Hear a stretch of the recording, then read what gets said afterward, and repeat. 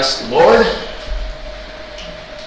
Seeing no one charging forward, we'll move on to our agenda items. We only have one item on the agenda today. I will need a motion to approve the requested budget adjustment of $200,000 from 9/11, use of fund balance from 216-325-695.000 to capital outlay to 216-325-970.000 to cover the expense of the Motorola Flex CAD project funded by Shiawassee County, 9/11, and the Sheriff's Office. So moved. Support. I got a movement, support. Any discussion? They have been saving for this, and so we're just moving the funds. So you've already expended the funds. This is just an act or an accounting move to move the funds so they can now use it. Are you ready to check? All right. So all in favor, say aye. Aye. Opposed? That passes. That is our only agenda item, so now I have a second call to the public, second chance to, again, seeing no one. This meeting is adjourned. Is that record time or what? Yeah. Good job. Excellent.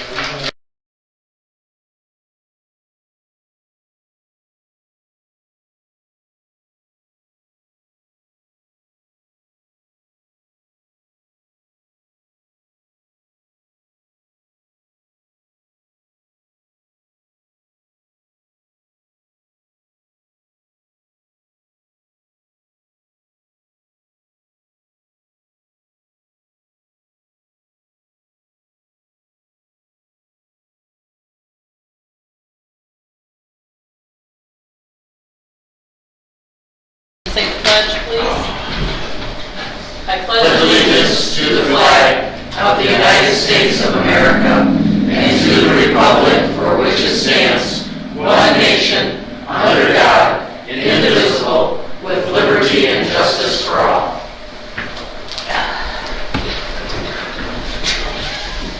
All right, first call to the public. No one. We will move on to our first agenda item. Larry, would you like to give us the update on the vaccine distribution? Absolutely. Thanks for having me today. Appreciate you having me over. I'll try to be brief so we can make this a record meeting day. I'm just going to start out with overview of the numbers where we're at. We are trending in the right direction right now. I'm pleased to say. You want to call it good news. I'm presenting some good news to you today. The positivity rate is below 10% for the first time in over 4 weeks. We were at 9.3%. That's down from a peak of 22.3% on early April 3rd. Our cases are now down to 160 daily per million. That's on a 30-day decline, and that's down from a peak of 727 cases per million. So 2 real big benchmarks that are going in the right direction, and projections look like they're going to continue on this trend. We have 12 hospitalized at Memorial, which is another big benchmark that we look at. 4 are in the ICU. This is down from a high of 24 at Memorial, COVID patients. 62% beds occupied, so they're still seeing some patients, but it is starting to decline at Memorial. Last week we reported out 158 cases. We're anticipating that number might be lower tomorrow when we report out, so we're continuing a overall new case decline, which is trending the rest of these numbers. So that's good news. We obviously we're going to talk about the vaccinations here, but as the vaccination rates are increasing, the infection rate is dropping. So we are very pleased with that. We're not out of the woods yet. I thought we were in a good place in February, and then we weren't. So, but we're hopeful. We're coming into summer. Positive trends. You're seeing some relaxing of the state health orders with regard to the masks and different gatherings. So we hope that this all continues. Just under 50% of our population has received, our target population has received the first dose, or at least 1 dose of the vaccine. That's around 27,000 people in the county, and just over 38% are what they consider fully vaccinated, which is 2 doses of Pfizer or Moderna, or 1 dose of Johnson & Johnson, and then a 2-week period since that last vaccine. So more good news. Pfizer's vaccine is going to gain approval tomorrow. Emergency use authorization for 12 to 15-year-olds. So we will be facilitating a clinic for the 12 to 15-year-olds for parents that are interested in getting that vaccine. We have made sure that over 400 of our 16 and 17-year-olds have been vaccinated. 300 of them are now fully vaccinated, and over 100 are in the period between first and second dose. So lots of work was done working with the schools to do that, and that once again is Pfizer. We have an adequate supply. A couple months ago I came to you and told you about the situation we were in with supply and demand. Well, it's flipped now, and the demand has started to wane. Those that wanted it have received it. And now our supply is more than adequate. So this week we only received 700 second doses, and we were only able to allocate 400 doses out to community partners. So far in the county, we have received 22,000 doses just ourselves. So we are pivoting now away from the mass vaccination clinic to more smaller targeted clinics. And we're a road show right now. We're going around the county. We're working with businesses. We or a partner has gone to Woodard, Crest, Sunoco, Range Power, the solar panels. We did that one today.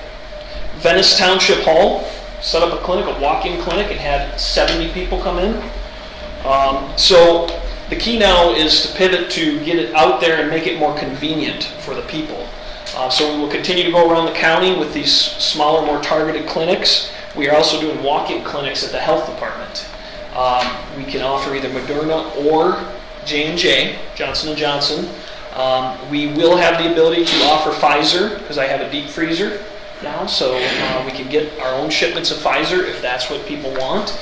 We don't have it yet. We're getting our allotments through the Ingham County Health Department as a regional hub. And we are also working with the SEDP to canvass businesses that have at least 10 people and do an outreach to see if they and or their family members would like to get vaccinated. We will come on site. So around the county you're going to begin to see a public health education campaign. We've ordered, I think, at least 7 billboards. And we're going to start flagging the county with the positive aspect of a public health education campaign. We're going to do some videos, like some gas station videos that you see when you're pumping your gas, things at the movie theater, the Secretary of State's office. Just get the word out. Public health education campaign on the importance of the vaccine. And we're going to continue on the right track here. So with that, I will take any questions that you might have. Is it going to be tough to get 70%?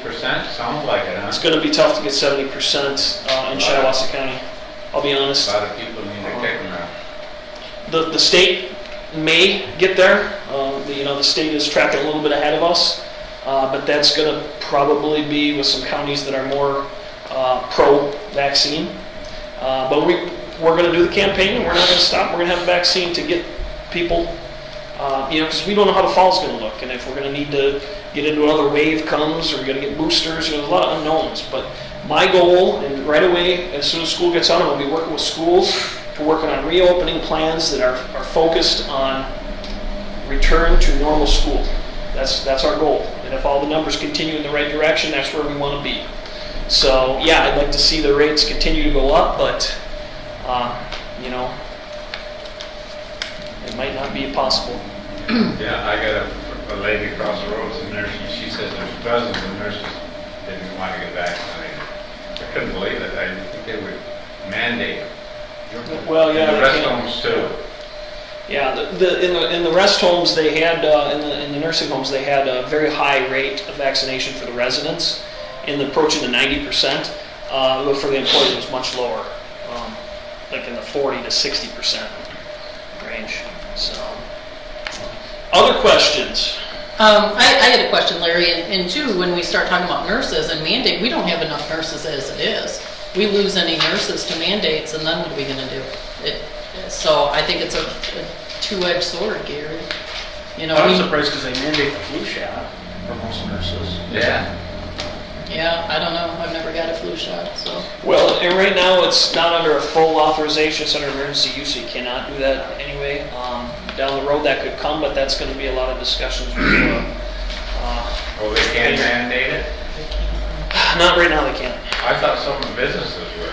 Private businesses. Yeah, private business is a little bit different animal, but right now it has to be a full authorization before they can start doing the mandates. Same way with county employees. That's gonna be a discussion with, Line them up, take them out. Madam Chairwoman, just as a reminder, if county employees do not have their vaccination by July 1, that is when the Board of Commissioners has said that the COVID line item disappears and the work from home order disappears. So they should be, after that, they need to be back at work, and if they get COVID, they have to use their own personal or sick time. I would have done that well before July 1st, but my question, Larry, is as far as the schools, how is starting school later in the day, say 9:30, how does that stop COVID transmission instead of starting at 7:30?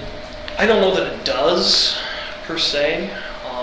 It's an interesting I can question. answer that question. Yeah. That's not about COVID transmission. That's about giving teachers time to meet with their online students before in-person students show up. So that's why schools are starting later.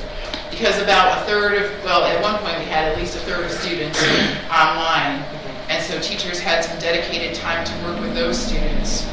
And then in-person students showed up. So that's what's happening with the later start times. And there has been some research on, this is outside of COVID, but that the teenagers perform better if they don't have to be at that early morning hour. Now, from my own situation at home, I'm not sure that to be the case, the way things have been going lately, so I'll be happy when we get back to normal. Do you think we will?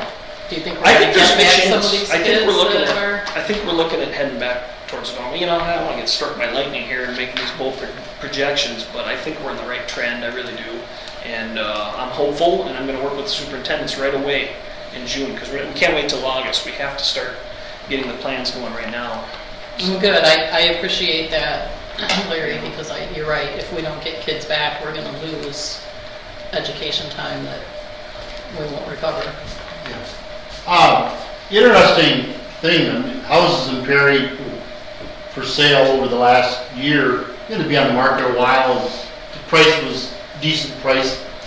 But in the last 3 months, every house in Perry has been snarfed up at 30% plus extra. I mean, and most of those houses, and especially in my neighborhood, I have now a neighborhood of students and kids. They're playing up and down the road. I haven't had that since my children were very young. And it's just kind of fun, but every house that's sold in my area all have children. They want their kids to go to school full time. Good. That's great to hear. And yeah, it's a hot housing market if you're selling. So, good. Any other questions? Well, we can go on to hazardous waste update if you want to just stay right there.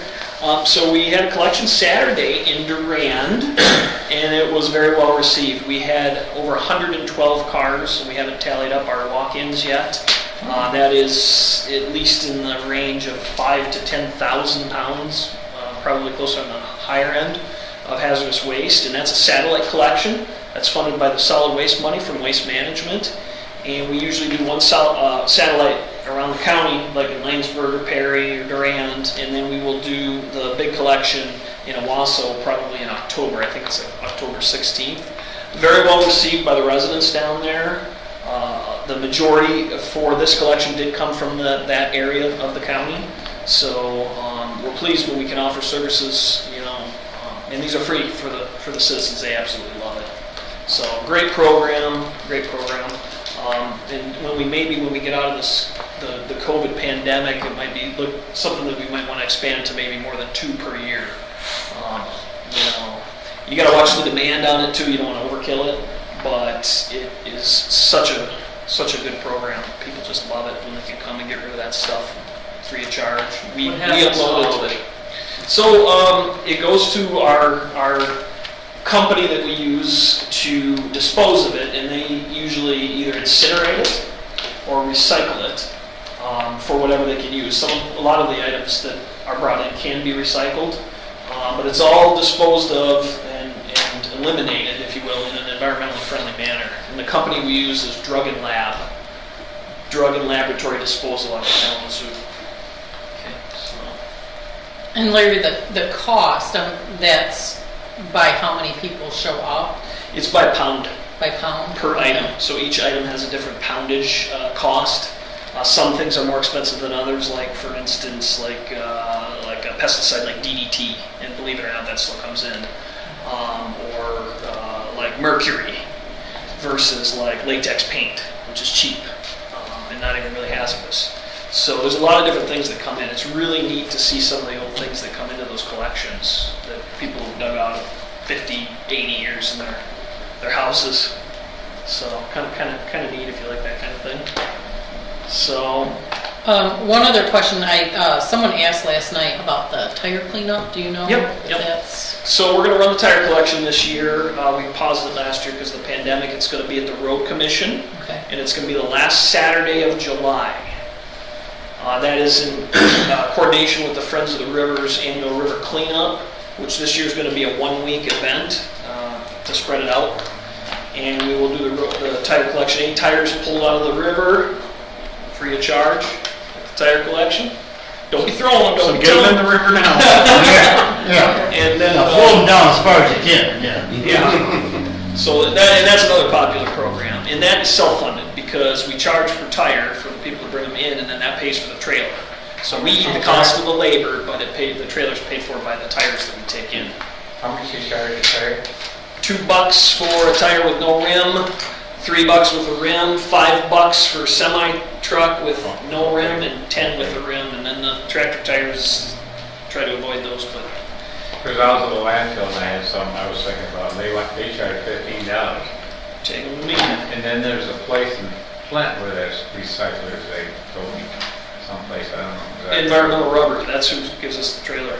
And they, I thought he said there was less than $2 over there, but Could I'm not be. sure. Yeah, could be. But I wasn't sure about the price exactly. Yeah. No, we'll take care of it. Is there a limit? No, but we've had train loads come in, and then there's just volunteers. We're in Casey, we're pitching tires, and so we don't really like seeing that train load come in. I got somebody left them there at my place for years. Let's get them in. Now we'll take them. Gotta get rid of them.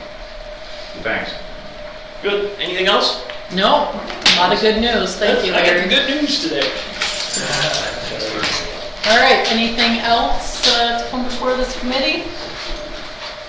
And I'm going to take a guess, we have no input from the public, so we will adjourn this meeting. Thank you. Long meeting.